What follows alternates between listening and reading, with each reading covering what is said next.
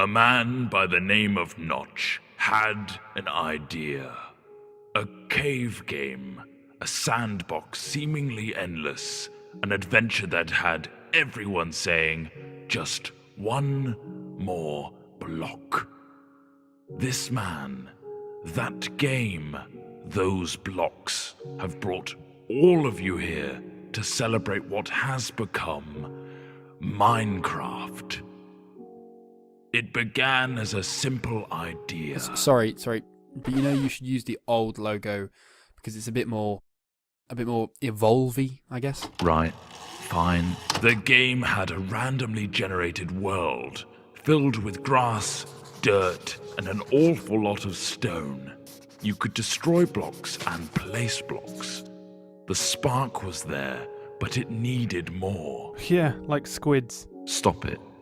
Shortly after, more things appeared like trees, water, clouds. Lava.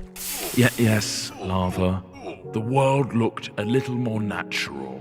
This was the creative mode in single player, but something was missing.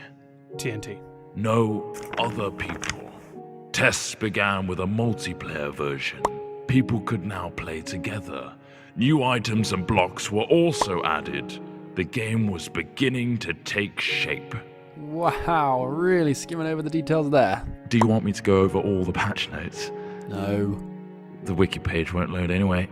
Moving on, the game now had multiplayer and creative single player. But there was another element that Notch wanted. Survival. Work began on making the game more challenging. Zombies and skeletons were put in, but they could not attack. Sheep and pigs were added too. Whoa. Notch also fluffed the coding of the pig and it turned into a creeper.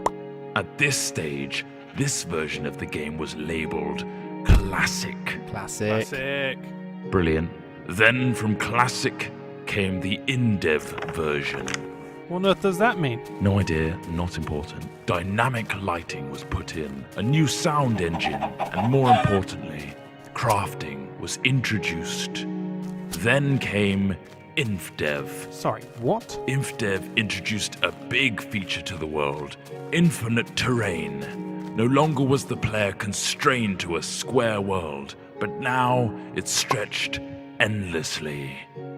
Ore was randomly placed in the world to discover, and other tweaks and introductions were made, like 3D clouds, minecarts and tracks, and also dungeons. Then, the first major version of the game was released. Not like released, but just available? Yeah, pretty much. Fridays became Secret Fridays, where random things were added.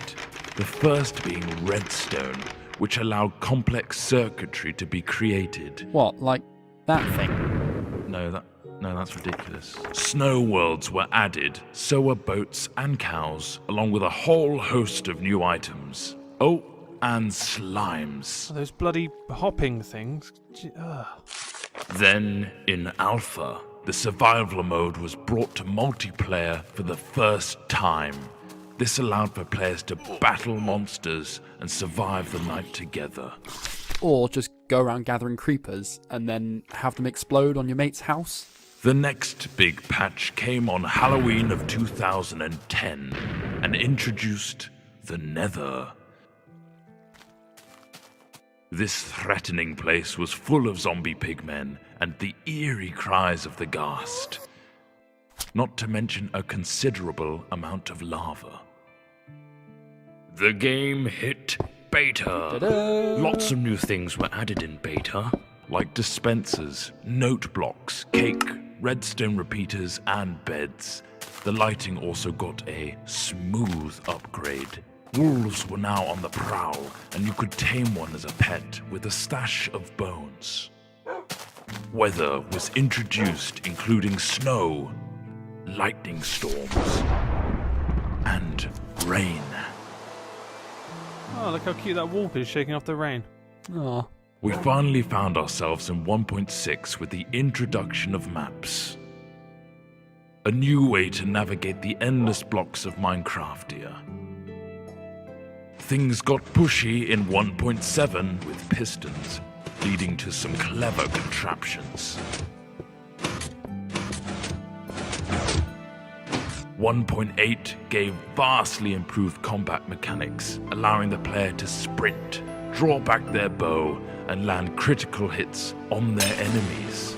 A new terrain generator was added, along with quirky NPC villages and mighty strongholds. And now comes the end. A true challenge awaits you in this unforgiving realm. But that is something you'll have to discover for yourself. The next page is yours.